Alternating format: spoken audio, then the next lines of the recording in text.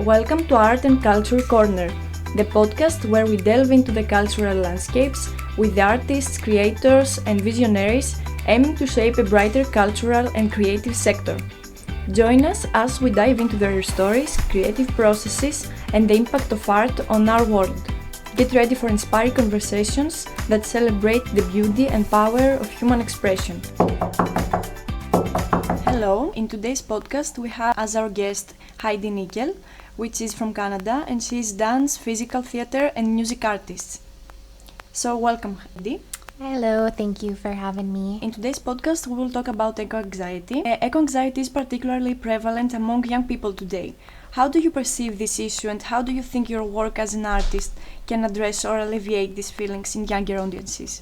My biggest specialty that the work that I do is in neurodiversity, and with the neurodivergent community, what it is group of individuals who are perceived to have a diverse way of thinking to their surroundings, to people in terms of like social, emotional factors. And a big thing with neurodiversity, especially also eco-anxiety, is taking care of the planet, and our environment is very important to people who are neurodivergent, because the neurodivergent community is very reliant on like sensory friendly places, way of living, and unfortunately, like with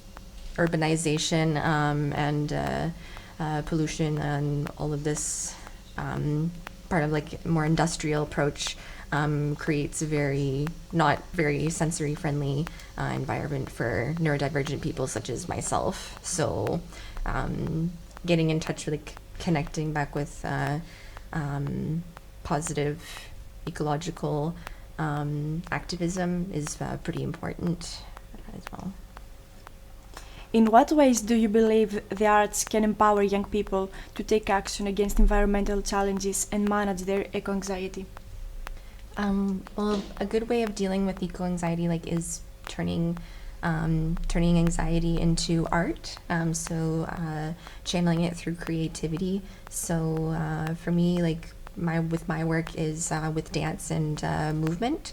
So for me, dance and movement is a way of expressing myself. As when I was a younger child, I struggled a lot with my speech. I was nonverbal, and I found it almost impossible to express myself, what I was feeling. I struggled with communication, and dance was an outlet for me to communicate and express myself. And since then, it's what I like to incorporate throughout all the work that I do, because I believe dance and movement, using our bodies, is more powerful than just relying on our words and relying on our text. There's so much more of a story that you can tell. It's not just moving our bodies, but it is telling a story. Your work combines dance, theater, and music to address mental health and neurodiversity. How do you see these elements helping young people deal with eco-anxiety and find a sense of community or understanding? Connecting with nature or art is an effect of eco-anxiety that is a very positive thing. So using all of these elements that I use in my works, like dance, theater, kind of like I had mentioned, is a great way of self-expression. And the thing that maybe not a lot of people know, mental illness affects our bodies in ways we don't pay much attention to, and a big factor of that is from influences of our environment, relying on our environment to provide a sense of stability, a sense of healing, which is all the more important to be aware, getting in touch with nature, going outdoors, and really having that awareness. And that how does the environment make us feel? What do we hear? What do we feel? Touch, taste, all of those different senses comes from the environment. So it's kind of like the work I do with like our own self-expression, how does it make us feel? And I think that can really grow an empathy, a sense of empathy. As someone with an international perspective, how do you see young people's eco-anxiety varying across different cultures, and how can performance arts provide universal tools for coping? One of the biggest actions that I see, like where back in Canada, is our way of approaching is like protesting, whether that be more aggressive or more peaceful. Because a big thing, like from Canada, like our country is rooted in cultural genocide from a lot of colonialism, and for Indigenous and First Nations communities. And a big thing why this has so much to do and surrounds like eco-anxiety in our environment is that a lot of our Indigenous communities are caretakers of all of our natural resources, like our lakes, our soil, glacial regions of the country, and a lot of like what people of my generation are trying to see that and work towards reconciliation of the First Nations community. So a big thing that I've been seeing as a step towards that, dealing with the eco-anxiety, is in Canada, our government is working towards Indigenous-led climate change activism, to give the respect to First Nations and First Nations of Canada. And one of the examples is out west. So we have the Wet'suwet'en First Nations. Protest for environmental concerns is a big thing going on right now because clean drinking water is still not available to Indigenous communities, and is something that we're still working towards. And it is because our government has unfortunately not provided any funding towards going clean waterway systems that reaches the reserves.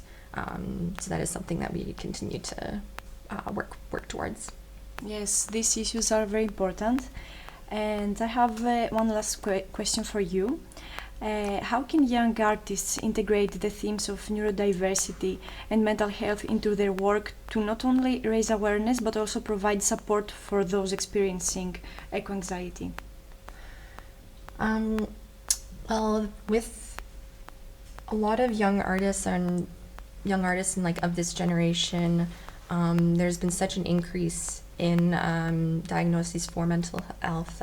Biggest thing is anxiety, and a major factor of that is because our generation is burdened with the ongoing like climate change, like global warming, deforestation. It's our generation that is suffering from that, feeling the effects from that. And it's so easy as someone in that generation like to feel powerless, because part of the eco-anxiety is you wanting to solve the world, like take on the world just as one, but unfortunately like it's not like that. So it's a very valid feeling of feeling powerless just as one person taking on a very patriarchal system that funds and like fuels this environmental damage and deforestation. And kind of like I mentioned in the beginning, but the connection with neurodiversity and eco-anxiety is so connected. Like it's so with each other, because a lot of with like mental illness in the neurodivergent community comes from the environment. So a lot of therapeutic techniques with the neurodivergent community is relying on connections to nature. So whenever you do enter therapy, a way of soothing is hearing nature sounds, like feeling the texture of like the soil. Everything is like very tactile and what you can see, and it's so heavily prominent in like mental health and mental illness healing, which people might, at least that's like where I come from, and it's the leading force for healing eco-anxious individuals, because I know that's myself. So just also keeping aware of like how educating on how urbanization is a major factor with the eco-anxiety for the neurodivergent community, because our world is very much the urbanization and the high sensory environments. They don't cater to neurodiverse people. This with the sensory and being able to enjoy theater performance without being overwhelmed or overstimulated is hard to come by. So it's important to keep talking, like having it more inclusive for everybody and not just the neurotypical norm. Okay, Heidi, thank you very much for being our guest. Thank you so much, Vivian. You're welcome.